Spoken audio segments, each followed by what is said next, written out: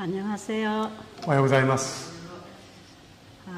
오늘도 본 강의에 들어가기 전에 목사님 톡으로 질문한 내용을 잠시 말씀드리도록 하겠습니다. 今日ですね、18回目のセミナーに入る前に、牧師宛てにですね、LINE 通して、ご相談をいただきましたので、それに簡単にですね、ご返事を申し上げたいと思います。 자신의 문제를 상담한 이 문제는 구취, 허리 디스크, 무릎 관절, 그리고 두명, 이 네 가지 문제를 질문해 봤습니다. ご質問の内容はですね、頭の中で物音がするとか、口臭がするとかですね、腰痛があるとか、関節炎でしょうか、いくつかのですね、内容を質問してこられました。 이분은 간호사로 일하시던 분이고 또 병원에서 이 병에 대해서 많이 또 검사하고 어떤 치료를 받았을 것입니다. この方はですね、看護師でいらっしゃいました。したがって、この病に対する知識も十分に持っておられ、また病院でもですね、何度も検査を受けておられいたんだろうと思います。 그런데 이런 문제는 현대 의학이 어떤 요법으로 해결할 수 없는 문제라고 생각이 들지요. ところがですね、これら提示をされました病は今の医学でですね、適切な答えを的確に出すということが非常に困難な病ではないだろうかと思います。 먼저 이 두명이라고 하는 머리에서 소리 나는 병입니다. まず最初ですね、頭の中からシャカシャカシャカという音がするその病ですね。はい。 귀에서 소리가 나면 이명이라고 하듯이 머리에서 소리 나는 걸 두명이라고 합니다. この耳から音が鳴りますと、耳鳴りって言いますね。で、この頭の方から音がするものを何て言うんでしょうか、正確にちょっと書いてありましたけども、ちょっと覚えてません。頭の中からこの音がするんです。 이것을 실질적으로 그 원인을 알 수가 없는 거지요. ですから、これは実際にですね、その原因を調べることは困難です。 그런데 이 혈액 순환이 원활하게 일어나고 마음의 평안이 오면 회복이 되는 병입니다. ところが体の血液の循環が良くなってですね、心に平安が訪れると亡くなる病気でもあります。 그래서 이번에 여러분들이 배우고 있는 이 건강 생활을 실천하면서 이거 점점 해결이 되리라고 믿습니다. 今回ですね、皆様がこの提示をさせていただきました、健康な生活ですね、日課表に基づく生活をしますと、これ徐々に緩和されると思います。 그리고 구취가 심한데 이 문제를 어떻게 해결하느냐는 질문이 있어요. そして口臭ですね、口の中から匂いがする、この問題に対しての質問をいただきました。 치과를 아무리 다녀도 이 치아에서 나는 냄새가 아니라는 것입니다. これは歯医者に行っておられてですね、検査をしておられますけど、歯には異常は全くありません。 그렇다면 이거는 속에서 나오는 냄새지요.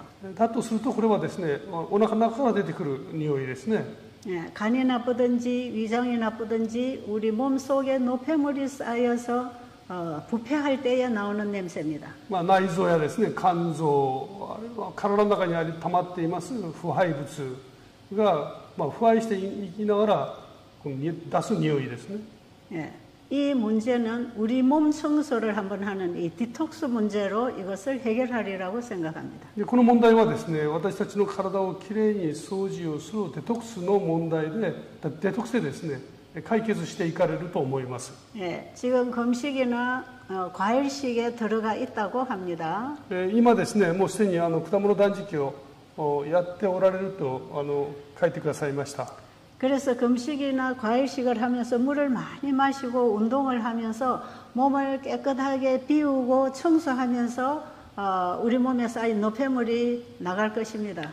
ですから断食、水断食や果物断食をですね、されながらお水を丁寧に飲まれる、そして運動をされることによって体の中にある老廃物が出ていきますから、もう良くなっていくはずですね。 그래서 이미 시작한 과일 금식을 좀 길게 하시면 좋을 것 같아요. ですからもうすでに今行っておられるその果物断食をですね、できるだけちょっと長めにされたらいいかと思います。 그리고 무릎 관절이 있다고 합니다. そしてこの膝の関節の痛みも終わりだそうです。 이 무릎 관절이 오는 것은 자기의 골격이 자기 몸무게를 받쳐주기에 부담을 받을 때 무릎 관절이 옵니다. このですね、膝の関節というのはご自分の体の体重をこう膝で抑えてこう支えていますから、そこに負担が大きくなった時に当然痛みが出てきますね。 근데 상담해 주신 분의 몸무게를 보니까 이 과체중을 지금 가지고 있기 때문에 그것도 지금 하는 생활로 몸무게가 줄어들면서 치료될 것이에요. ところがですね、今相談してくださる方は体重が少し多めに出ていらっしゃいます。ですから、この健康生活をずっと続けることによって体重もですね、ある程度落ちていくはずなんですね。そうしますと膝の負担も著しく減っていきます。 지금 우리가 배우는 이 건강생활은 몸의 노폐물을 청소하고 몸무게를 조절하면서 몸 자체의 자연 회복을 일으키기 때문에 다 해당한다고 생각합니다. 今健康生活をしておられますと、この体の中に老廃物が除去されますね。体重もあるべき体重に落ち着いていきます。体の循環も良くなっていきますから、徐々にですね、そういったものが解決していくだろうと思います。 그리고 허리 디스크도 마찬가지입니다. 腰の痛みも同じです。 발에 이 마비가 오는 것은 허리 디스크 때문에 온다고 생각이 듭니다. そして足のしびれですね。これはおそらく腰の痛みから来ているでしょう。 허리 디스크는 이 뼈가 허리 뼈가 좀 이게 어긋나서 신경을 누르기 때문에 그건 통증이 오지요. この腰の痛みはですね、この正常な形になっていないので、そこに圧迫感があって、そしてその痛みとしびれが来ているはずです。 이 디스크가 심해지면 디스크판이 흘러내려서 신경을 막아서 통증이 오기도 합니다. この腰の痛みですね、激しくなってきますと、神経を抑えて、そして痛みが出てきますね。 이런 환자들이 지금 우리 건강생활 시작하는 걸 철저히 하면서 이 디스크 환자는 특별히 운동을 잘 해야 됩니다. こういう方々ですね、この病を持っておられる方々は、この健康生活をきちんとしていかれると同時に、運動を丁寧にですね、行うべきです。 뼈가 이골이 됐든지 디스크판이 흘렀든지 운동을 하면서 이게 제자리에 들어갑니다. 腰が曲がったりですね、骨がこうずれたりしているかもしれませんけども、運動をすることによってですね、元あるべき場所にこう戻っていくはずです。 그리고 이런 분들은 앉거나 걸으나 누우나 자세를 바로 조심을 하면서 행동해야 합니다. そして、この歩いたり座ったり横に寝たりですね、どんな姿勢を取ろうと姿勢を正しく保つことが大事です。 그리고 손에 물건을 들 때도 양손의 무게를 같이 주면서 들어줘야 됩니다. そして荷物を持つ時もですね、左右のバランスがとっても大事ですね。一緒に持つということです。 그리고 철봉대를 붙들고 운동하는 거나 거꾸로 물구나무 서기 운동이 참 좋습니다. 例えばですね、鉄棒などにこうぶら下がる、体をこう伸ばしていきますね。ぶら下がる、あるいは逆立ちする。こういう運動は効果があると思います。 이런 운동이 다 도움이 되지만 제일 중요한 것은 계속 걸을 때에 이게 제대로 교정이 됩니다. こういう運動はとても大事ですけども、最も大事なのは正しい姿勢で歩く時間を長く歩くんですね。そうすることによって体は正しく戻ります。 그러나 이런 모든 도움을 몸에 주고 있지만 지금 여러분이 배우는 건강 식생활 원칙은 반드시 생활에서 지키면서 해야 합니다. このようなですね、ことを守りながらも、皆様にご提示いたしました健康な食事生活、これはずっと続けていく必要があります。 아마 이 질문을 하지 않은 분들도 자기 문제를 많이 가지고 계시리라고 생각해요. おそらくですね、この LINE などを通して質問をされてない方々の中にもですね、ご自分のいろんな問題を抱えておられる方々いらっしゃるかもしれませんね。 그런데 이 강의를 계속 들어보면 병이 생기는 원인이 한 가지이기 때문에 병을 치료하는 방법도 한 가지로 해결되는 것이에요. ところがですね、この講義をよく聞いてみますと、この病気になる原因というのは一つですから、病気を治す方法も一つなんですね。 각종 암이거나 자가 면역병도 같은 원리입니다. あらゆるこのがんとかですね、あるいは自己免疫障害ですね、こういったものも基本的には同じです。 고혈압이나 당뇨병이나 관절염이나 피부병이나 다 같은 원인에 의해서 생겨나는 증상들이에요.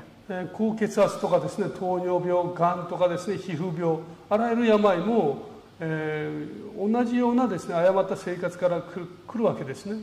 그래서 여러분의 병을 가지고 병원에 가면 그 병의 전문의를 다 소개를 하지요. 皆様が病院に行きますとですね、それぞれの病の専門医が担当されます。 그 전문의는 어느 부분의 전문가입니다. その先生方はですね、その分野における専門医でいらっしゃいますね。 그러나 한 부분을 치료하기 위해서 다른 부분이 부작용을 일으킬 수 있는 치료법이 있죠. 例えばですね、この一つの部分を治療するために行う治療方法が場合によっては他の病に対するですね、この悪い影響を与え、あんまり良い影響を与えないようなこともあります。 근데 하나님께서 우리에게 주신 이 치료법은 몸 전체를 관리하는 치료법이에요. ところがこの聖書を通して神様が提示してくださいますのは、一つの方法を通して体全体が回復する方法を教えてくださっています。 여기에는 정신적 불안증, 우울증, 불면증 이거 다 같이 해결되는 치료법입니다. この方法はですね、精神的な不安、うつ病と心の病、そういったものも合わせてですね、回復に向かうような方法です。 그리고 우리의 영적인 기능을 살려서 하나님과 믿음 관계를 맺도록 하는 아주 중요한 치료법입니다. そして私たちの霊的な健全さも保ちながらですね、神様との関係を正しく保っていく方法もこの中に含まれています。 그래서 우리의 도움이 창조주께로부터 오기 때문에 우리는 그분께로 돌아가는 올바른 생활 원칙을 가지고 사는 것이에요. 全てが神様から、創造主なる神様から来ますから、私たちはもう一度神様の方に戻ってですね、創造の原則に従って生きることを学びます。 그렇기 때문에 많은 분들이 문제를 가지고 있지만 이 질문을 많이 안 해도 되는 이유가 바로 거기에 있는 것입니다. ですから、おそらく多くの方々がこの問題を抱えておられるはずですけれども、いちいちですね、皆様が質問されなくても良い理由がそこにあるんですね。 중요한 것은 여러분들이 배우고 아는 대로 실천하는 것입니다. 大事なことは皆様が学んでですね、習得した通りに実践されることです。 나는 못해요. 그러면 그만이지요. いや、私今難しいです。そしたらそこまでです。 치료제를 주는데 나는 안 먹겠어요 하면 그만이지요. このですね、癒しの大事な方法が手渡されても、いや、私は結構ですって言うと、それはもうそこまでですね。 중요한 것은 여러분에게 이 치료제를 드릴 때 감사합니다 하고 기쁘게 받아 먹어야 됩니다. 大事なことは、このような方法がですね、紹介された時にありがとうございますって言って受け取ることが大事ですね。 내가 원하지 아니하면 하나님께서도 일하실 수 없습니다. 私がそれを求めなければですね、神様もそれを強制することはできません。 그러니 모든 문제는 내가 만들어가고 있다는 걸 아셔야 돼요. ですからこの全ての問題はですね、私にかかっていることを理解する必要があります。 예, 건강도 내가 만들어가야 합니다. 健康も私自身が作り上げていく必要がありますね。 대신 질병도 내가 만들어간 결과입니다. そしてこの病もですね、私が作ってきた結果でもありますね。 예, 우리 하나님 우리에게 다 베풀어 주셨습니다. 神様はすでにですね、必要な全てを与えてくださっています。 지금도 내가 귀를 기울이고 듣고 마음으로 받고 순종하면 하나님은 우리를 회복하십니다. 今も私たちが心からそれを聞いてですね、それに対して従って歩んでいけばですね、神様は必ず回復に向かわせてくださいます。 여러분이 놀라운 복음 소식이 우리에게 왔는데 왜 나는 못합니다 하고 듣지 않습니까? この驚くべきですね、知らせが届いているのに、いや、私には無理ですって言って受けないならば、これは正しくはありませんね。 자, 오늘은 이제 제 18강입니다. 今日は第18回目のセミナーになりますね。 오늘의 제목은 네가 먹었느냐? 今日のテーマはですね、あの木から食べたのかです。 오늘 이 주제는 대단히 중요합니다. 今日のテーマはですね、とっても重要です。 창세기 3장에 가면 하나님이 이건 하면 너는 죽는다 하는 그걸 했단 말이에요. この創世記3章に行きますとですね、神様はこれは決してしてはならないということを人は行ってしまいました。 우리 인류의 시조인 아담 하와가 하나님의 말씀을 불순종하고 죄를 저지른 얘기입니다. 私たちの人類のですね、祖先であるアダムが罪を犯してしまったことへの、記録ですね。 하나님께서 먹지 말라는 선악과를 딱 먹었습니다. 神様が食べてはいけない、食べると必ず死ぬと言われたあの善悪の木の実を食べてしまったんですね。 그리고 아내가 먹고 가져다 주는 선악과를 아담도 받아 먹었습니다. 妻が食べて、そしてそれを手渡してくれるその善悪の木の実をアダムは食べてしまいました。 아마 그 에덴의 두 부부는 하나님의 말씀에 불순종하는 것이 얼마나 큰 저주를 가지고 오는지 몰랐을 거예요. このおそらくですね、エデンの園のこの若い夫婦はですね、自分たちのこの従わない行為が人類にどれほど大きな結果をもたらすかを知らなかったでしょう。 그리고 아담과 하와는 자기들이 범죄하여 자기들의 영광의 옷이 벗겨진 줄을 알았습니다.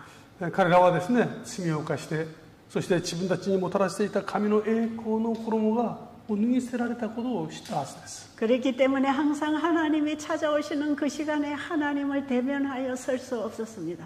従って訪ねて来られる神様の前にですね、立つことができませんでした。 그들은 숨었습니다. 隠れたんですね。 그러나 하나님이 찾아오셨습니다. しかし神様は訪ねて来られました。 그들이 선악과를 먹고 숨어 있는 걸 아시고 하나님이 찾아오셨습니다. この善悪の木の実を食べてですね、隠れているのを神様は訪ねて来られたんですね。 다 알고 찾아오신 하나님께서 아담에게 질문하십니다. すべてを知っておられる神様はアダムに尋ねます。 내가 너희에게 먹지 말라고 한 그 과일을 너희가 먹었느냐 물으십니다. 私が食べてはならないと言っておいたその果物を食べてしまったのか。 하나님께서 그들에게 질문하시는 이 질문은 하나님이 그들을 용서해 주실 확실한 증거를 찾기 위해서입니다. 神様がですね、これを質問されたのは、それを彼らの罪を許すためのですね、神様の御心そのものだったんですね。 너희들이 이 과일을 먹었느냐? あなたはこの果物を食べたのか。 아담은 이 여자가 줘서 먹었어요. 그랬어요. そしたらですね、あなたが与えたこの妻が私にくれましたと返事しました。 예, 이건 스스로 먹은 게 아니고 당신이 만들어준 아내가 먹으라고 해서 먹었다는 것입니다. 私は自分から食べようとしたわけではありません。あなたが与えたこの妻がくれたので食べました。 하나님은 범죄하여 떨고 있는 죄인에게서 그 사실을 듣기를 원했습니다. 神様はですね、この罪を犯して怯えている人々にですね、心からなるその本当の思いを聞きたかったんですね。 이것은 아담이 스스로 하나님의 말씀을 거절하여 스스로 먹었다는 얘기가 아닌 것입니다. これはですね、アダムが自分からとて食べたいと思って食べたわけではないということを今言っているわけですね。 당신이 나에게 만들어준 저 여자가 나에게 주어서 먹었어요. あなたが私に与えてくれたこの妻が私にくれたので食べました。 아, 그래 됐어. 神様はですね、 그리고 하와에게 물으십니다. その妻に尋ねます。 네가 이걸 먹었느냐 あな 그랬어요. たはこれを食べたのか。 그랬더니 하와도 예, 제가 일부러 먹은 게 아니고 저 뱀이 먹으라고 해서 먹었습니다. 私は今度はこの蛇が私にくれたので食べました。 그래, 알았어. 神様はそのことをまだ 그리고 了解され 하나님은 ます。 뱀에게 말씀하십니다. そして蛇に尋ねます。 바로 너구나. お前が食べさせたのか。 얘들에게 선악과를 먹고 범죄하게 한 장본인이 너구나. 彼らを誘惑に陥れてそれを騙したのはあなたなんだなって言うんですね。 그래서 죄를 가져다 준 장본인에게 영원한 사망의 선고를 내립니다. そしてこの罪をもたらしたですね、悪魔に永遠の刑罰の宣告をされます。 그리고 속아서 미혹을 받아서 먹은 불쌍한 두 부부에게는 은혜의 기회를 줍니다. そしてこの蛇に騙されたですね、この夫婦には罪から帰ってくることのできる機会を与えます。 그것이 창세기 3장 23절에서 하나님이 주신 은혜입니다. それがこの創世記23章23節においてですね、神様が語ってくださった言葉なんですね。 죄가 너를 괴롭히고 죄의 가시덤불 엉겅퀴가 나 있는 근본된 토지를 갈아서 다시 씨를 뿌려서 영생을 얻도록 하는 기회를 주셨어요. このエデンの園でですね、土地を耕しながら、もう一度神様のもとに帰ってくる機会を作ってくださいます。 창세기 3장 23절은 인간에게 주어진 유일한 은혜의 기회입니다. この創世記3の23節ですね、これは、このエデンから追い出してもう一度帰ってくることのできる機会を与えてくださった神様の大きな恵みだったんですね。 창세기 3장 23절의 이 말씀은 내일 다음 강의 시간에 하겠습니다. この創世記3の23節はとても重要なところなんですね。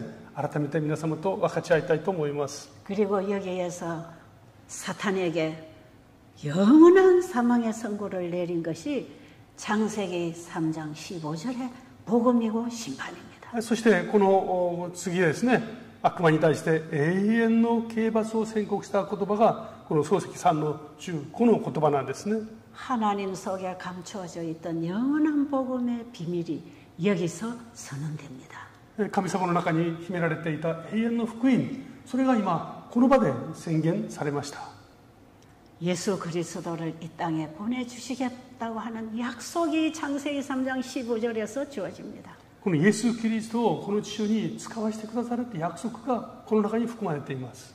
그 예수 그리스도가 여인의 후손으로 와서 사단과 싸워 승리하시고 우리 인류를 구원하시는 얘기가 어제 우리 계시록 5장에서 봤습니다. 昨日ですね、先に申し上げましたけれども、女の末としてこの地上に来られ、悪魔に打ち勝ってですね、人類を救うということを申し上げました。 자, 그 예수 그리스도가 이 땅에 오신 때로부터 승리하시고 하늘 보좌에 앉으신 것까지 우리 어제 얘기했어요. 昨日はですね、イエス様がこの地上に人間として来られ、そしてこの戦いに勝利されですね、そして天に帰られて神の右に座られるというところまで確認をいたしましたね。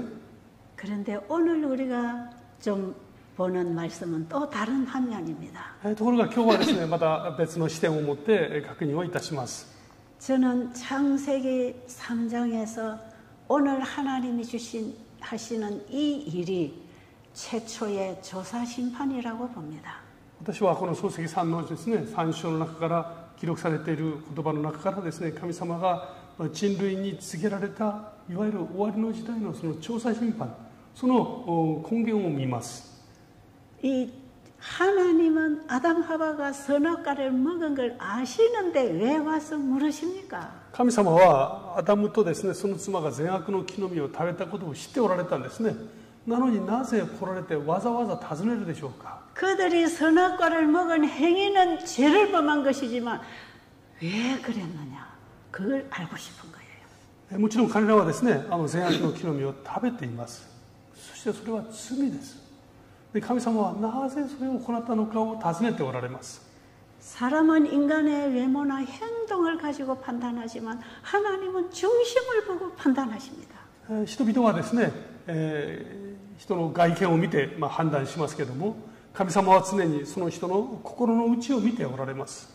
그래서 아담 하와가 선악과를 먹기는 먹었지만 이들이 영원히 죽을 죄는 아니라는 걸 알았습니다. 彼らがですね、善悪の木の実を食べましたけれども、永遠に死ぬべき存在であってほしくないとこう思っていらっしゃるわけですね。 왜냐하면 그 죄는 그들 스스로 행한 죄가 아니고 사탄에게 미혹을 받아서 넘어간 죄거든요. この罪はですね、彼らの中から生まれたものではなくて、悪魔によってもたらされた罪なんですね。 하나님께서는 아담 이후에 인류를 구원하시는데 온 우주 앞에 그분의 공의를 드러낼 것이었습니다. 神様はですね、アダムとその妻をその助け救われる、その人類を救われる過程を通してですね、神様の正しさを全人類の前に明らかにされるはずですね。 하나님의 심판은 공의롭다는 걸 우주 앞에 드러내야 했습니다. 神様はこの人類を裁くときですね、決して不公ではない、いつも常に正しく裁かれる方であることを全宇宙にですね、公にされる必要がありました。 그래서 죄인을 직접 찾아오셔서 물어보고 확인하십니다. だからこそ罪人を直接訪ねてきて、そしてそのことを確認しています。 여러분, 우리도 어떤 실수를 했을 때에 외부의 사람들이 쑥덕쑥덕 우리를 흉볼 때에 얼마나 억울할 때가 많습니까? 私たちもですね、何か過ちを犯すことがありますね。その時に私たち以外の別の人々が私のですね、やったことに対していろいろと裏で口を会話をしていくと悲しくて寂しくて悔しいことありますね。 사람들이 듣고 소문내는 얘기 속에는 진실하지 않은 얘기가 얼마나 많이 돌아다니는지 몰라요. 人々の口から口に伝わってですね、噂になっていく時におおむね事実でないことがですね、広がっていくことがあります。 그때 누군가가 나에게 와서 진실을 좀 물어주면 얼마나 좋았습니까? その時誰かが来てですね、本当のことはどうですかって尋ねてくれたらとても助かりますよね。 너 이런 소문이 났는데 이게 무슨 일이냐? 왜 그랬느냐? 물어주시면 얼마나 좋습니까? 実はいろんな噂があって広がってるけども、本当のところどうなのって聞いてくれると助かりますね。 우리 하나님은 우리 편입니다. 神様は絶えず私たちの味方でいてくださいます。 하나님은 우리를 쉽게 처벌해서 죽이기를 원치 않으십니다. 神様はたやすくですね、私たちを罰して死に追いやるような方ではありません。 그래서 하나님은 죄인을 찾아오셔서 물어 주시는 거예요. だからこそこの罪人に尋ねてきてくださってですね、そして質問をしておられます。 그래서 그들의 행동은 죽을 행동을 했지만 그들이 범죄한 그 행동을 한 그 속에는 그들의 마음에서 일어난 게 아니라는 것입니다. もちろん彼らは罪を犯しました。行動を起こしたんですけれども、この罪は彼らから発生したのではないことを確認してくださっています。 화해 부인은 죄는 사탄으로부터 감염되어 것이다 그래요. この罪、ホワイト夫人はですね、罪は悪魔からもたらされたとこういうふうに言っています。 죄라고 하는 것을 받아들였을 때에 그 죄가 하는 일이 불법입니다. この罪が入ってきてですね、そしてその罪が行う行為、それが不法ですね。 여러분 코로나 바이러스가 몸에 들어오면 어떤 증상이 일어나지요? コロナのウイルスが体に入ってきますとどんな症状が起こるでしょうか。 열이 나고 기침이 나고 콧물이 나고 몸살이 나고 熱が出て鼻水が流れて、そして喉が痛くてですね、そして体がとても辛くなります。 심각하면 호흡곤란도 오고 そして場合によっては呼吸も混乱になりますね。 몸이 얼마나 괴로움을 당합니까? 体がとっても苦しくなります。 그게 뭐가 들어와서 이런 증상이 일어납니까? なぜ何が入ってきてこのような症状が起こるのでしょうか。 코로나 바이러스가 들어와서 만들어내는 증상 아닙니까? コロナのウイルスが体の中に入ってきて起こすさまざまな症状なんですね。 하와가 선악과를 먹게 된 것은 죄가 들어와서 만들어낸 행동이었습니다.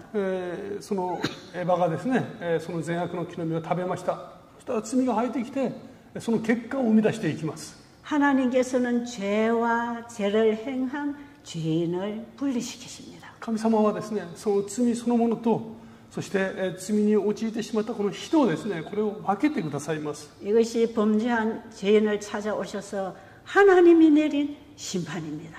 これがですね、罪が人間に訪れている時に神様が来られて、その罪を裁かれる方法なんですね。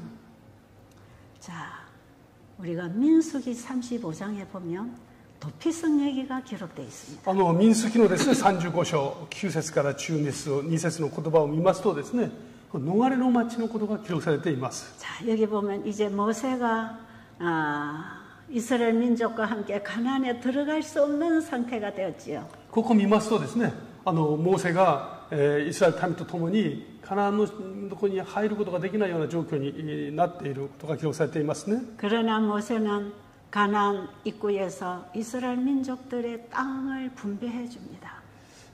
そこでですね、このモーセはですね、イスラエル民族にカナンの土地をですね、分けてあげます。 근데 그들이 가나안에 들어가면 반드시 도피성을 6군데를 세우라 그랬어요. でその時ですね、カナンに入ったら必ずですね、6カ所に逃れの町を作るように命じました。 가나안 땅에 세 곳을 세우고 또 요단강 이편에 세 곳을 합 6곳을 세우라 그랬어요. カナンのですね、奥の方に入ったところに3カ所、また反対側のこっち側にですね、3カ所、合計6カ所を作りなさいと。 이 도피성은 어떤 역할을 하는가? この逃れの町はですね、どういう役割を担うのか。 사람이 사람을 죽이면 상대방으로부터 원수 갚음을 받아야 해서 죽입니다. この時代はですね、私が人を殺した時に、相手はですね、家族が私に仇を討つということで私を殺すことが認められています。 여러분이 도피성의 진리가 에덴 동산에서부터 선언된 진리입니다. ところがこの逃れの町の教訓というのはですね、エデンの園のここで起こったことの、この写し影と言えます。 사람이 사람을 고의로 죽이면 자기도 죽어야 되는 것이에요. もちろん人々をわざわざですね、殺した場合はその罰を受けなければなりません。 자기가 죽인 사람의 가족으로부터 자기가 죽게 돼 있는 것입니다. 人を殺したらですね、その家族から仇を討つ、報復されるわけです。 그래서 자기가 사람을 죽이고 나면 상대방이 나를 죽일 것이기 때문에 피해야 되는 것입니다. ですからこの場合、誤って殺した場合ですけども、誤って殺した場合ですね、相手が私を殺しに来ますから逃げる必要があります。 그런데 이 도피성은 사람을 고의로 죽인 사람이 들어오면 다시 내보냅니다. ところがこの逃れの町というのはですね、わざわざ人を殺した人がここに逃れてきたら追い出します。 그런데 사람을 죽이기는 죽였는데 고의로 죽이지 않고 실수로 죽였단 말이죠. ところがこの人を誤ったけれども、その本意ではなく誤ってですね、間違って過ちてその殺した場合はありますね。 그런데 실수로 죽였지만 상대방에서 나를 죽이려고 나를 찾아올 때 빨리 달려서 도피성 안으로 들어가면 됩니다. 誤って人を殺してしまったけれども、しかし相手はその殺されてますから、私を殺すためにですね、やってきますね。その時に逃げてこの逃れの町に入っていけば、無事が約束されます。 그런데 도피성 안에 살인자가 들어와도 도피성 안에서 조사를 합니다. ところがですね、この逃れの町に入ってからといって全員ただでこの逃れられるわけではありません。そこでちゃんと尋問物事を確認する時間があります。 어떤 사람은 안갚음을 하려고 고의로 죽여놓고도 거짓으로 도피성 안으로 피합니다. ある人はですね、あの人は憎たらしくてこの恨みを持ってこれは殺しといて、そして嘘をついてこの逃れの町に入ってくる人もいるでしょう。 그래서 도피성 안에 장로들이 그 사람의 죄에 대해서 철저하게 조사를 합니다. ですからこの逃れの町の中にいる長老たちがですね、そこに逃れてきた人の罪を詳細に調べます。 조사를 해보고 그 사람이 고의로 사람을 죽이고 도피성 안에 들어온 사람은 도피성 안에서 받아주지 않습니다. で調べて見た結果ですね、この人はどうも自分でわざわざ殺したなというのが分かったらですね、受け入れることはしません。 도피성 밖으로 내쫓아버립니다. 追い出してしまいます。 그런 밖에 기다리고 있던 원수가 바로 쳐 죽입니다. そしたら外で待っていたですね、その家族がその場で殺してしまいます。 근데 자기가 고의로 사람을 죽일 마음이 없었는데 실수로 사람을 죽인 사람이 들어오면 도피성 안에서 보호합니다. ところがそういうつもりはなかったのに誤って人を殺してしまった場合は、この逃れの町が受け入れるわけです。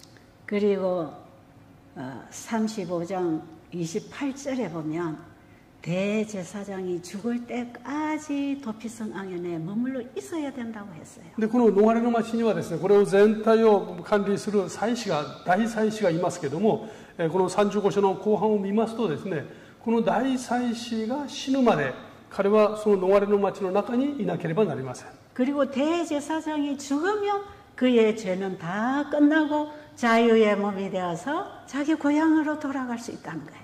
そしてもし大祭司が死んだらですね、そしたら彼はその場で自由になって、そして外に出て自分の住み慣れた町に帰ることができます。 자, 그런데 부조와 선지자에 보면 이 도피성은 죄인을 위한 예수 그리스도를 상징했습니다.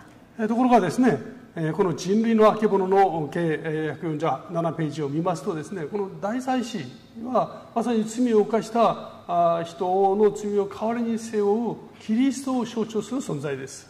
고대 이스라엘 백성을 위하여 세워진 이 도피성은 범죄하여 죽게 된 우리가 피할 수 있는 오늘의 예수 그리스도를 상징하는 것입니다. この時代に作られたこの逃れの町っていうのはですね、誤って罪を犯してしまった人々が逃れることのできる町、つまり全ての人類の人々が罪を犯した人々が逃れることのできるキリストのことを象徴しています。 죄인이 도피성 안에만 들어가면 거기는 예수님의 보혈의 피가 있어서 그들의 죄를 용서하고 지워버립니다. この罪を犯した人がですね、逃れる町に逃げていきますと、そこに待っておられるキリストのこの流してくださる死によってですね、彼らの罪は許されるわけですね。 그들의 죄를 완전히 지워버리고 나면 대제사장은 마지막 속죄 사업을 마칩니다. 彼らのですね、罪が完全に許されたら、第三種はですね、最後に彼らの罪が許されたことをその象徴する儀式を行います。 지금 하늘에는 대제사장이신 예수 그리스도께서 회개하는 죄인의 죄를 완전한 속죄를 위하여 사역하고 계십니다. 今イエス様はですね、手に置いて、悔い改め罪の前に心苦しむ全ての人々の罪をですね、許すための作業をしておられます。 이 도피성의 진리는 에덴에서 범죄한 인간이 마지막에 예수님의 보혈의 피로 자유를 얻는 얘기를 상징적으로 만들어 놓은 복음입니다. この逃れの町というのは当時生きるイスラエルの民にですね、後にイエス・キリストが全人類の罪を代わりに背負ってくださってきれいに許してくださるということをこの時代に教えている出来事なんですね。 그런데 여러분 저는 이 공부를 하면서 놀라운 진리를 하나 발견했어요. 実は私はですね、この単純な逃れの町の事実を勉強しながら驚くべきことに気づきました。 하와가 선악과를 먹고 남편에게 줘서 부부가 죄인이 됐잖아요. エヴァがですね、善悪の木の実を食べて夫に渡しました。そして夫も食べてしまったんですね。 그런데 하나님께서 조사를 하신 이후에 분명하게 이 죄는 너희들의 것이 아니고 사단이 준 것이다. で神様がそこに訪ねてこられてですね、この罪は彼らの中から生まれたものではなくて悪魔によってもたらされたものだことが明らかになりました。 그래서 영원히 멸망받을 존재는 죄다, 사탄이다. ですから神様はですね、この永遠に滅ぼされるべきものは罪であり、それをもたらした悪魔であると宣言されます。 너는 사단으로부터 넣어주는 죄를 받아 먹으면서 죄의 행동을 했기 때문에 너는 치료를 해주겠다.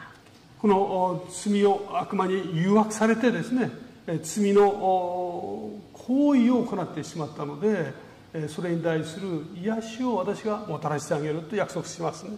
여러분 우리는 다 아담의 후손들입니다. 私たちは皆アダムの子孫です。 우리는 태어날 때부터 본성적인 죄인입니다. 私たちは生まれながらですね、罪人ですね。 그래서 우리는 본성적으로 죽을 수밖에 없는 인간으로 태어났습니다. ですから私たちはみんな本質的にですね、死のしか一度は死のしかない存在として生まれました。 그런데 하나님께서는 너는 그 죄 때문에 네가 죽을 게 아니야.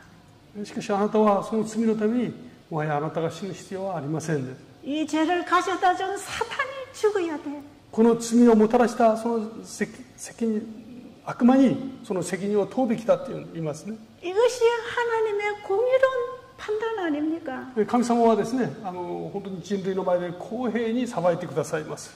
우리는 태어나서 자연스럽게 자라는 게 죄 짓는 겁니다. 私たちはですね、罪を犯すことに慣れています。 어떤 인간도 죄로부터 자유해 줄 수 없는 죄인들입니다. どんな人もですね、罪から自由になることはできません。 그래서 우리는 죄의 종에 사로잡혀서 죄의 질질 끌려다니고 있습니다. 今もですね、鎖につけられたみたいにその罪に捕らえられて、罪に引きずられています。 술을 안 마시고 싶은데 술이 자꾸 땡깁니다. お酒を断ちたいのにもかかわらずずっとお酒のですね、その誘惑に負けてしまいます。 홍차와 커피는 끊어야 되는데 이걸 끊을 수가 없습니다. この刺激の強いですね、コーヒーやその他の飲み物をですね、やめたいなと思ってもなかなかやめられないこともあります。 생선 고기를 끊어야 되는데 나는 이걸 끊을 수가 없습니다. 肉食ですね、やめたいと思いながらもですね、それがなかなかできないこともあるでしょう。 미워하고 시기하고 욕심부리는 이것도 인간이 본능적으로 하는 것입니다. まあ人を憎んだりですね、恨んだり妬んだりするのも断ち切ることができません。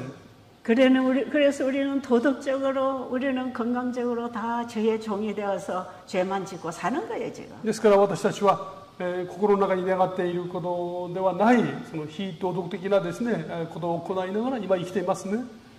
저도 제 모습 때문에, 제 속에 있는 죄 때문에 얼마나 고민했는지 모릅니다. 私も私のですね、心の中にありますたくさんの罪のために本当に悩む日々が続きました。 이 죄 때문에 심한 투정을 하고 나면 얼마나 창피한지 모릅니다. このためにですね、時には人と大きな争いを犯すこともあります。その後は本当に死ぬほど恥ずかしい思いをします。 그래서 때때로 하나님께 기도할 용기조차 잃어버립니다. その時は神様の前に進んでてですね、お祈りを捧げることすらできないですね。 근데 하나님께서는 그 죄는 네 거 아니야. 神様はですね、その罪はあなたのものではありません。 내가 먹지 말라는 걸 네가 먹었느냐? 私は食べてはならないと言ったのはあなたは食べたのか？ 그러나 그것은 네 탓이 아니고 사탄이 준 거야. しかしその罪はあなたの中から生まれたのではなく、もたらされた罪です。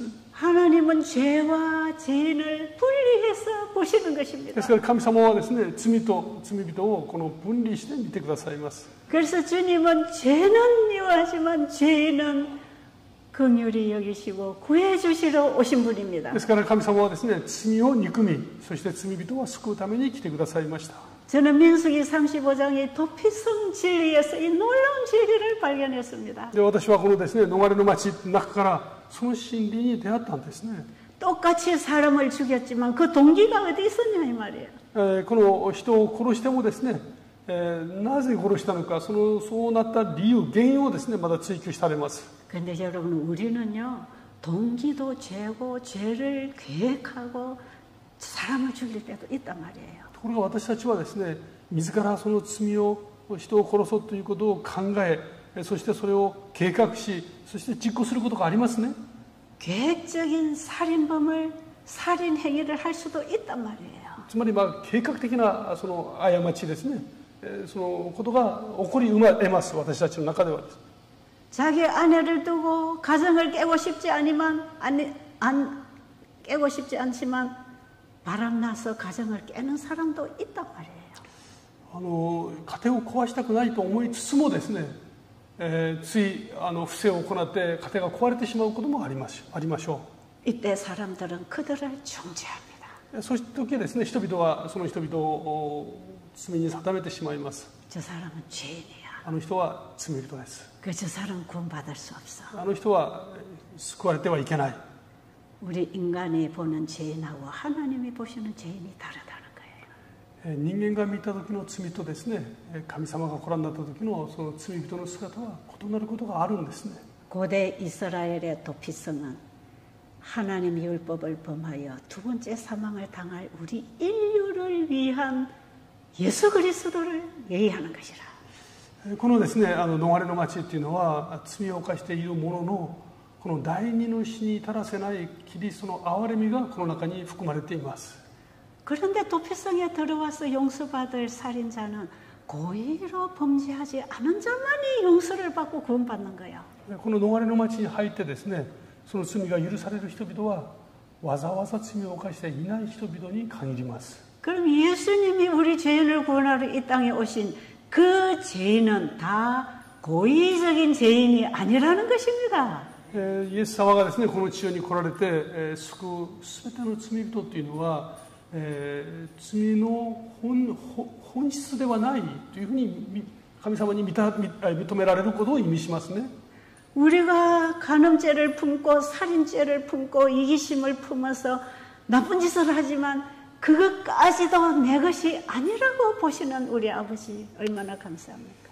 私たちはですね、あらゆる罪を犯します。物を盗んだり姦淫したりですね、妬んだり憎んだりしますと、これら全ての罪の本質は悪魔から来てるんだということを神様はちゃんと知っておられるんですね。 여러분 오늘 이 강의에 들어오신 분들 혹 여러분들의 저지른 죄 때문에 죄책감 때문에 두려워하고 있습니까? 今日ですね、このセミナーに入ってこられた方々、ご自分が犯した罪のために苦しんでおられる方々いらっしゃいますでしょうか。 주님은 이 땅에 죄인을 부르러 오셨습니다. 主はこの地上にですね、罪人を招くために来ていらっしゃいます。 우리는 다 범죄한 죄인들입니다. 私たちはみんな罪を犯した罪人たちなんですね。 하나님의 말씀에 불순종하고 불신하고 거역하고 살아온 죄인들입니다. 神様の御言葉を信頼せず逆らってですね、罪を犯してきた罪人たちです。 그런데 하나님께서는 그 죄를 우리에게 덮으시지 않습니다. ところが神様はその罪の責任をですね、私たちに問われない方なんですね。 보세요. 우리가 태어날 때 죄인으로 태어났잖아요. 私たちはみんな生まれながら罪人なんですね。 그 죄가 내 겁니까? 何もしてないんです。だから生まれながら罪ですから、私の中から生まれたものではありません。 우리는 유전적인 죄인입니다. 生まれてみたら罪人として生まれちゃってるんですね。 죄인 눈이 유전을 받아서 이렇게 시력을 잃어갔잖아요. 私は今目が見えません。遺伝的な要素なんですね。 이게 내 탓입니까? これ私のせいでしょうか。 우리 조상 탓이에요. 先祖から受け取ったものなんですね。 내가 이렇게 죄인으로 사는 것도 조상 탓이에요. ですから私がですね、こんな罪人として生きてるのも先祖が全部悪いんです。 그 너무 억울하잖아요. 悔しいですよね。 주님께서는 그건 네 거 아니라 主はですね、それはあなたから生まれたものではありません。 그거 사탄이 준 거야. それは悪魔からもたらされたものです。 그러니까 너는 사탄의 종이 되는 거 포기해. だからあなたは悪魔の奴隷となる必要がありません。 너를 이렇게 괴롭히는 그 죄는 네 것이 아니야. あなたを今これだけ苦しめているあの罪はあなたから生まれたのではないのです。 나는 너를 죄병으로부터 치료해 주려고 왔어. だから私はあなたをこの罪の病から今救い出そう、癒すために来ました。 그러니 그 통증, 그 죄의 모든 허물을 가지고 내게로 와라. だからその痛みやその苦しみ、その全てを持って私のもとに来なさい。 네가 진실로 그 죄를 원치 않는다면 그 죄를 버리고 내게로 오라. あなたが本当にその苦しみや痛みを心から求めていないならば、それを持って私のもとに来なさい。 그래서 우리 모두는 죄인이지만 그 죄를 버리고 싶은 마음이 있는 것입니다. ですから私たちはですね、罪人であろうともその罪から逃れたいという思いがみんなあるんですね。 마약을 안 하고 싶고 술을 안 하고 싶고 커피를 안 마시고 싶은데 그건 내 마음대로 안 되는 겁니다. この薬やですね、その私たちに悪い結果をもたらすあらゆるそのものをですね、そこから逃れたいと思ってもなかなかそれができません。 우리의 식욕이, 우리의 정욕이 나를 놔주지 않는 것입니다. 私たちの情欲やですね、私たちの食欲から容易に逃れることができません。 그래서 우리 인간 스스로는 벗어날 수 없습니다. ですから私たちは自分の力でそこから逃れることができないんですね。 알코올 중독자가 그 알코올 때문에 자기 인생을 망가뜨려도 술에서 벗어날 수 없잖아요. アルコールのですね、中毒の苦しむ人が自分の力でアルコールから逃れることができないのに似ています。 알코올 중독에 종인되어 있는 사람은 그 자체로 예수님께 나오세요. ですからこのアルコールにですね、縛られている人はそのまんますかさずイエス様の前に来てください。 예수님 나는 더 이상 이런 죄의 종이 되고 싶지 않습니다. 神様、私はこの苦しみの奴隷として生きたくありません。 저를 구해주세요. この縛られる状況から私を救い出してください。 우리가 원하면 私たちが願うならばですね、 주님은 도우십니다.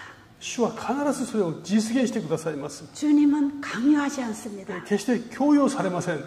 우리에게 이 복음을 다 베풀어 놓으셨습니다. 私たちに必要な全ての福音をですね、すでに実現してくださいました。 그리고 네가 원하느냐?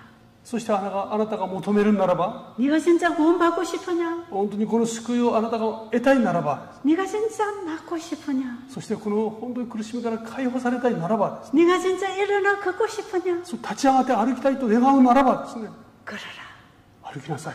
나아라. 癒されなさい。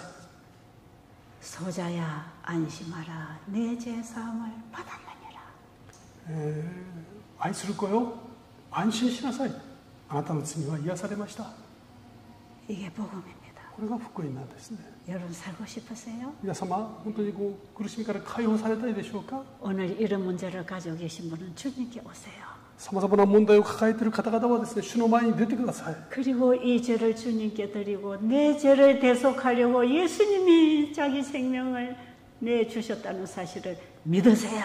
ですからこの全ての重荷をイエス様の前に差し出してですね、主が私のためにこれら全ての重荷の代価を払ってくださったということを信じてください。 이 놀라운 복음을 받아들이세요. この驚くべき福音をですね、心から受け入れていただきたいですね。 하나님이 죄를 구원하시려고 자기 생명을 내주셨다는 이 사실은 믿을 수 없는 사실입니다. 私たちの罪のためにですね、神ご自身が命を差し出してくださったなんて、なんと驚くべき事実でしょう。 우리 인간은 도저히 믿어지지 않지요. 到底頭で理解できる出来事ではありません。 그러나 사실입니다. しかしそれは事実なんです。 믿고 받아들이세요. それを信じて受け入れるものは幸いですね。 그리고 지금까지 죄의 종으로 살아왔던 거 주님께 다 드리고 회개하고 버리세요. そして今まで罪に縛られて生きてたその全ての重荷を主の前に差し出して捨てて、そして悔い改めるべきです。 하늘로 승천하신 예수님은 지금 이 시대의 대제사장으로서 우리의 죄를 도말하고 계십니다. 今天に帰られましたそのイエス様は私たちのための大祭司として私たちの罪を完全に証明するために今働いておられます。 어떤 사람의 죄를 도말하고 계시는가? どんな人の罪を今消してくださっているのかですね。 이 죄가 너무 싫어서 죄를 버리고 싶어서 주님께 도움을 구하는 자들을 그분은 도우십니다. この罪の縛られた状態から完全に逃れたくて神様の助けを心から願っている人々のために主は働いておられます。 그리고 우리 안에 죄가 지배하던 그 자리에 죄를 주님께 드리면 주님의 사랑을 우리의 마음에 넣어주십니다. 私を支配していたその罪がいた場所、この場所の中にですね、イエス・キリストを迎えていくならば、主は私たちを平和のうちに導いてくださいます。 우리의 마음에 예수님의 사랑이 임합니다. 私たちの心の中にですね、イエス様の愛が望みます。 이걸 믿음으로 받는 의라고 하는 것입니다. これを信仰によって受ける義と聖書は表現します。 지금 하늘 조사심판 하고 계시는 예수님은 바로 주님을 믿음으로 받아들인 그 의를 조사하십니다. 今ですね、天においてイエス様はイエス様を信仰を持って受け入れた人々のこの信仰をちゃんと調べておられます。 너를 괴롭히던 죄를 내가 정말 싫어서 버렸구나. あなたは本当に主を愛し罪から逃れたいと心から願っているんですね。 그리고 너는 죄로부터 자유해지고 싶어서 내가 주는 의를 받았구나. そして真の自由を求めて主の愛を心から受け入れているんですね。 지금 하늘 조사심판대 앞에 서는 하나님의 백성들은 예수님을 믿음으로 받은 의를 가지고 조사심판 받아야 합니다. ですから私たちはですね、神様の前に立つときに主を信じる信仰、この一つを持って主の前に立てばいいんですね。 대쟁토 483페이지 말씀 읽어드리겠습니다. 大総統ですねの御言葉をちょっとお読みいたしますね。 한국말도 읽어주세요. まず大総統、각시된大総統483페이지です. 진심으로 죄를 회개하고 믿음으로 그리스도의 피를 그들이 속죄 제물로 주장한 사람들에게는 하늘의 책에 기록된 그들의 이름 아래 용서받았다는 말이 기록된다. 그들이 그리스도의 의에 참여하는 자가 되고 그들의 품성이 하나님의 율법과 조화된다는 것이 나타날 때 그들의 죄는 도말되고 그들 자신이 영원한 생명을 받기에 합당한 사람들이 될 것이다. 日本語でお読みいたしますね。真に罪を悔い改めキリストの血が自分たちの贖いの犠牲であることを信じた者は皆天皇書物の彼らの名のところに罪の許しが書き込まれる。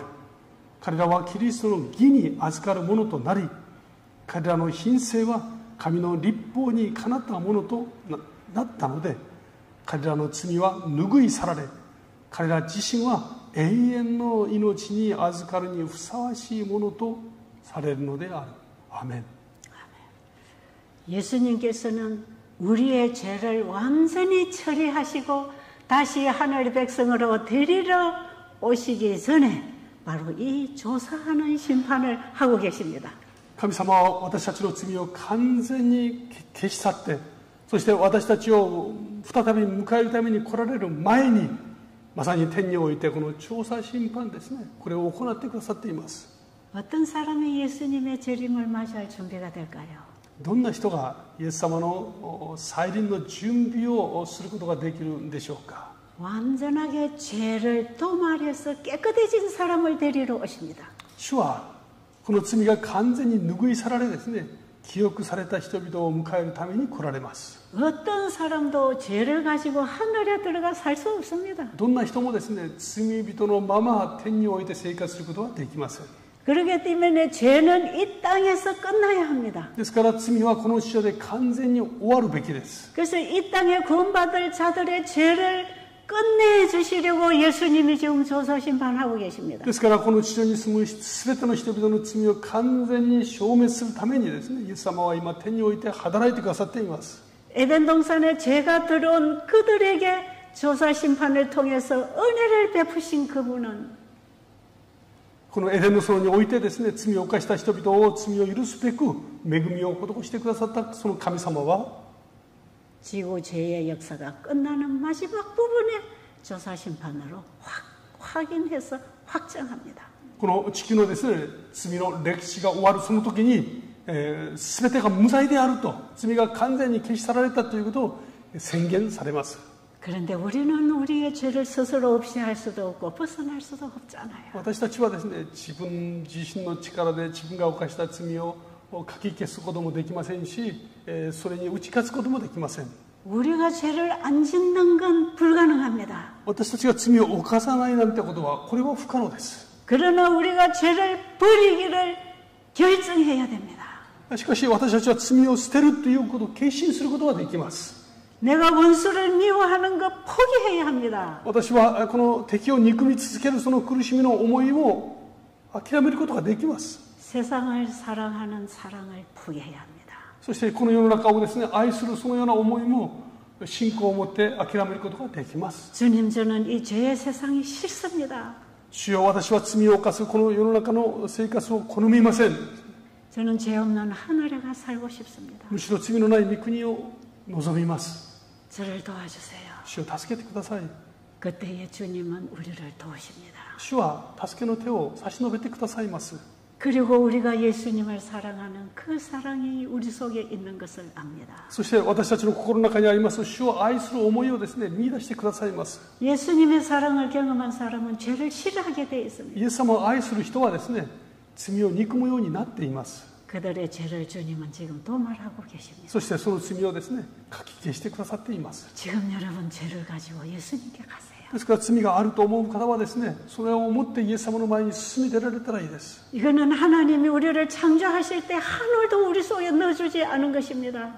これらの罪ですね、私たちが持って苦しむその全ては最初私たちを作られた時には全くなかったものです。 이 죄는 사탄이 넣어준 것입니다. これは悪魔がですね、私たちの中に入れ込んだものですね。 그렇기 때문에 우리를 죄로부터 구원하려고 주님이 오셔서 십자가에 죽으신 거예요. だからこそ私たちをその罪から解放すべくですね、イエス様が来られてその罪の身代わりとして十字架で死んでくださいました。 그래서 지금 하늘 조사심판대에서는 창세기 3장 15절에서 선언된 그 선고를 지금 이제 내릴 것입니다. ですからこの天においてですね、創世記3の15において予言されていたその結末を告げてくださるんですね。 주님은 사탄에게 네가 그랬구나. 神様はですね、罪の本質はあなたから来ているんです。 그리고 범죄한 아담 하와를 살려서 은혜의 기회를 주었잖아요. そして罪を犯したですね、アダムとその妻には神様の憐れみによってもう一度ですね、回復する機会をくださいました。 그래서 여러분도 태어나고 나도 태어나서 이 땅에 살고 있지만 우리는 다 죄인입니다.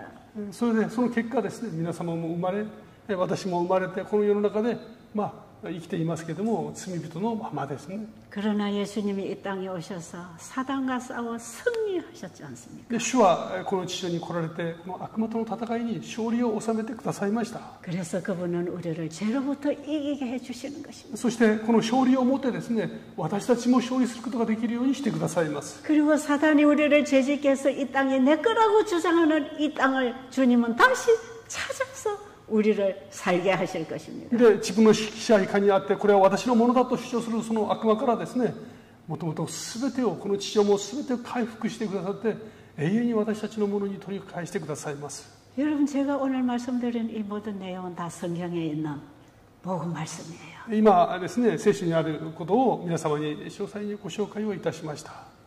회개하는 자의 죄를 도말하십니다. 悔い改める人の罪を主は完全に消滅させてくださいます。 아직도 죄가 좋아서 죄를 따라가서 더 살기를 원하는 자들은 죄의 도말을 받지 못합니다. 今もですね、その罪を好んで罪と共に生きることをですね、望む人々、その人々はその通りに主がしてくださいます。 죄를 증오하고 싫어하고 버리기를 원하는 자를 주님은 받아주십니다. しかしその罪を憎み、罪から逃れたいと思う人は主は喜んで受け入れてくださいます。 그리고 주님께서는 회개한 자들의 죄를 받아서 죄의 장본인인 사탄에게 넘겨줍니다. そしてその罪を悔い改める全ての人々の罪を受け取ってですね、このもたらした悪魔に全部返します。 얘가 괴롭힘을 당한 그 죄는 네가 준 거다. この人が苦しんだその全ての罪はあなたから来ています。 에덴 동산에서 선언된 그 사탄에 대한 마지막 선고가 마지막 지성소에서 선언됩니다. エデンの園でですね、完全な勝利の宣言を最後に、歴史の最後に天の至聖所で宣言してくださるんですね。 이 사실을 우리는 구약 성경의 성소 진리에서 배우게 됩니다. これら全てをですね、まだ旧約にあります聖女の真理にも色濃く記録されています。 그래서 하늘에서 조사 심판이 끝나면 사탄은 영원한 멸망의 선고를 받습니다. そしてこの天において最後の宣言を通して悪魔は永遠に消え去るわけですね。 그리고 예수님은 우리를 데리러 이 땅에 재림하십니다. そしてイエス様はいよいよ私たちを迎えに来られます。 우리가 하늘에 가서 천년 후에 이 땅에 내려옵니다. 天においてですね、過ごし1000年後にはもう一度この地上に降りてきます。 그때에 사탄과 사단에 속한 죄인들은 전부 꺼지지 않은 불에 완전히 소멸됩니다. そしてその時ですね、悪魔とそれに属する全てのもの、それから罪の全てはこの火に完全に消滅されていきます。 그 영영한 불에는 사탄과 죄가 완전히 소멸됩니다. この永遠のですね、火の中に悪魔もそして罪も完全に消滅されていきます。 죄로 인해서 생겨난 사망도 태워버립니다. そしてその罪によってですね、生まれ出した罪のその結果である死も完全に消滅されます。 다시는 눈물도 죽음도 없는 세상에 우리가 영원히 살게 될 것입니다. ですから二度とですね、その苦しみも悲しみも涙もないところに住むことになります。 그래서 창세기 1, 2, 3장에서 하나님이 창조하시고 우리에게 준 이 복음이 요한계시록 21장, 22장에 가서 회복됩니다. 創世記1章、2章、3章において私たちにもたらしてくださったこの回復でその福音がですね、創世記21章において完全に実現していきます。 창세기에서 주신 복음이 계시록에서 회복됩니다. 創世記においてもたらしてくださいましたこの福音がこの回復、黙示録で回復されますね。 창세기와 계시록 22장의 그 사이에 우리가 지금 태어나서 살고 있는 것입니다. この創世記の記録から黙示録のですね、最後のこの勝利、この間で私たち人類は生きています。 여러분, 우리는 이 땅에서 영원히 살 사람들이 아닙니다. 私たちはこの地上で永遠に生きる人たちではありません。 우리는 죄 없는 이 땅을 다시 재창조해 주실 때 거기서 영원히 살아야 합니다. 罪のないですね、完全なるこの地上でそこで永遠に住むべきです。 그때에 우리가 살도록 되기 위하여 이런 세미나가 있는 것입니다. その永遠の命を勝ち取るべくですね、私たちはこのセミナーを通してその確認をしています。 여러분, 우리의 소중한 관심과 시간을 세상 일에 빼앗기지 마세요. この私たちの大事な関心とですね、そして時間、それをこの世の中に消え去るもののために取られてはいけません。 오늘 전한 이 하나님 말씀 잊어버리지 말고 다시 듣고 되새기세요. 今日のですね、この真理、皆様お一人お一人よく深く瞑想していただきたいと思います。 그리고 소망을 가지고 살게 되기 そ 바랍니다. して希望を持ってですね、ぜひ生きていただきたいと思います。 감사합니다. ありがとうございます。主なる神様、あなた様の恵みを心から感謝いたします。どう考えてもあなた様の救いの技、そして私たちを愛するあなた様の思いと、そのために惜しみなく払ってくださるその犠牲の大きさは私たちの理解を超えますし、私たちの頭で考えうる世界をはるかに超えます。それらを聖書に記録してくださって、その記録されている範囲の中で研究して、あなた様の恵みを見出して、それを数え合って喜ぶことができる特権を与えてくださいまして感謝いたします。今日も先生を通して大事なことが説かれました。神様、もう一度原点に立ち返って単純にあなた様の御前に今背負っていますすべての重荷を持って進み出る皆様でありますように、そして進み出られたその場で主の大きな愛を存分に味わい確認することができますように助けてください。主を感謝いたします。賛美と心からなる感謝と、そして真理がもたらしてくれる自由、その自由をお一人お一人がご自分のものとしていくことができますように助けてください。